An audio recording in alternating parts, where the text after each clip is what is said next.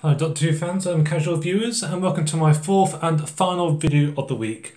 I hope you enjoyed the previous few days of figurine reviews. I tried to do a variety of what's on offer from this company, and obviously the wide variety. So I decided to end on a classic, the original you might say, of the First Doctor and Companion set. And obviously I decided this one, as you can see, is the black and white version. There is a colour version as well, but I thought the black and white one has a bit more character and uniqueness to it. So, on to the First Doctor. So, as you can see here, we have the First Doctor, played by William Hartnell, as the black and white version. I'm not entirely sure about the angle. It looks like he's got a bit of a hunchback. That's just a minor quibble. I love how it is quite accurate to how you see, if you've got any of the classic DVDs or BritBox, you'll see, obviously, it is quite accurate to how it's been portrayed. I love how it's got the a bit of the roughness of the original sort of jacket underneath. Obviously, it's got his Time Lord ring on as well. Especially that they've added all the extra detail, like you see the 3 buttons on the end of the shirt. The trousers, obviously, I'm quite impressed with, due to the fact that they've got with the crisscross shape as well, quite detailed. I'm not entirely sure about the jacket, maybe a bit too smooth, but you know what, it's actually not too bad actually. It's quite quite neat, not too rough, not many scratches, no overpainting. Overall, it's not such a bad figure, and I'm impressed with the detail, especially that's a black and white version. I suppose technically a black and white version can easily be quite as difficult to make as the colour version, because I suppose with the colour version it's simple colours. Though I suppose with black and white you have to get sort of the black, the white and the greys sort of quite accurate, as you can see on the box behind. Overall, a very nice figure.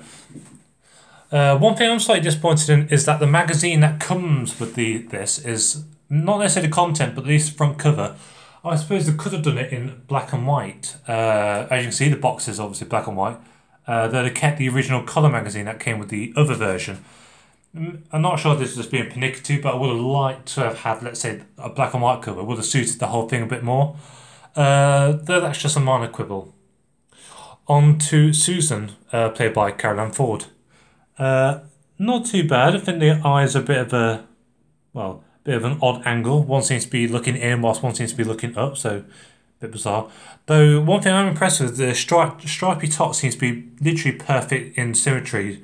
No overpaint marks at all, so no quibbles there whatsoever. As you can see, turn it around the side. No, not really much overpainting, no overpaint marks, nice and smooth. It's actually not so bad actually, it's quite a nice figure. They've done the detail quite well, kept to the original black and white form. I like how they've put the added details of the buttons as well. Not like splattered paint as well, it seems to be all quite neat, which I quite like. So overall, again, it's another nice figure, and especially that's kept quite true to the character.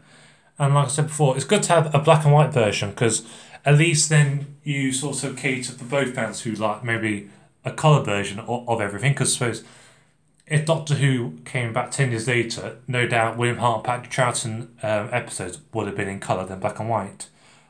Though something like the originality of it, basing back to its back to where it all began. So on to our third companion, we have Barbara. I must admit, I do like the smoothness of this jacket. It works quite well with her. Obviously, we've had her handbag added as well. Quite nice detail. It's hard to go with detail with this one. It's quite a simple design. I like how it's got an occasional crease in the coat as well. I'm not sure if that's the sculpting marks or just how the paint happened or the intention. But overall, again, it's a nice figure. The face is actually really good, actually. It's not too... there's no overpainting. The eyes are perfectly straight. Even the eyebrows aren't too bad as well. So it's actually quite one of the better figures. It's certainly better than probably the Susan figure in terms of the facial details. But overall, it's on the same as the clothing details, probably the same. So again, another great figure. And the last is Ian, or Ian Chesterton. So obviously this is the fourth and final figure. I must admit, I do like the detail. The tie may be a bit slightly messy, but overall it's not, pretty much not noticeable.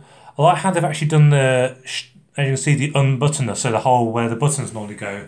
I like how they've done that added detail as well. Thinking of everything. Of course, as you can see, another sleek coat, slightly not so good there. There, I'll probably just give that a miss a bit. Yeah, nice, as you can see, nice crease marks in the back of the coat.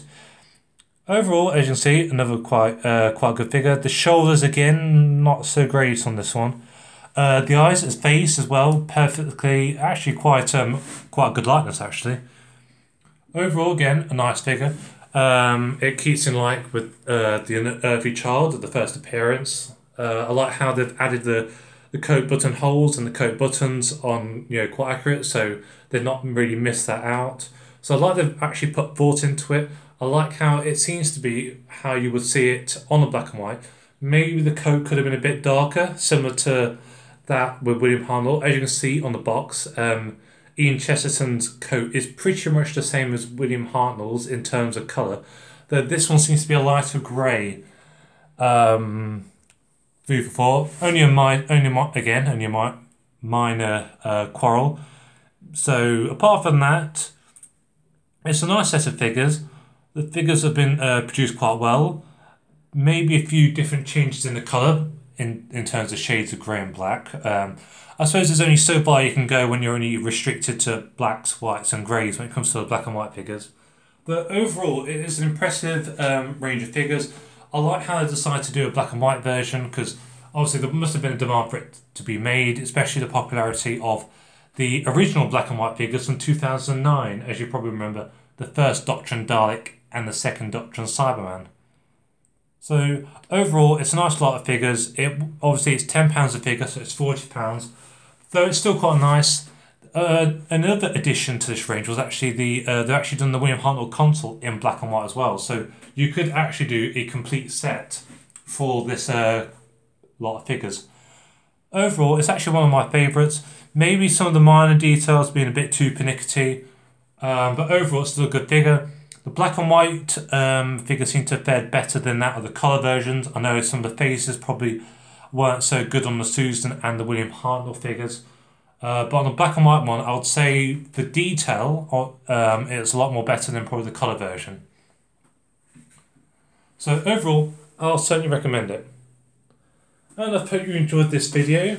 And just so you know, the Eagle Moss collection has been extended to 200 issues. So there's another 25 issues to come. Obviously a few more Daleks and Cybermen as well. Just so you know, people who might not be so keen, you don't need to buy them all. Looking up at this collection, you don't need to get them all, you just get your favourite characters. Hence why they've done different ranges, such as the Time Lord collection, the Companion and Big Finish. So I'll certainly recommend choosing the ones you just prefer. I'll obviously keep on top anything new or special that comes out. I will be getting the next Big Finish 3-figure set, which comes out I think in June. It does obviously contain one more companion. It's a Paul McGann one still, though I'll certainly be reviewing it. It seems like it's going to be another good set. And, well, hopefully you'll enjoy it, and I'll make sure to do videos more often now.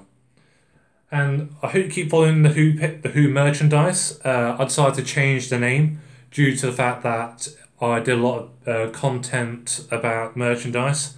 I'm not trying to keep away from Doctor Who itself.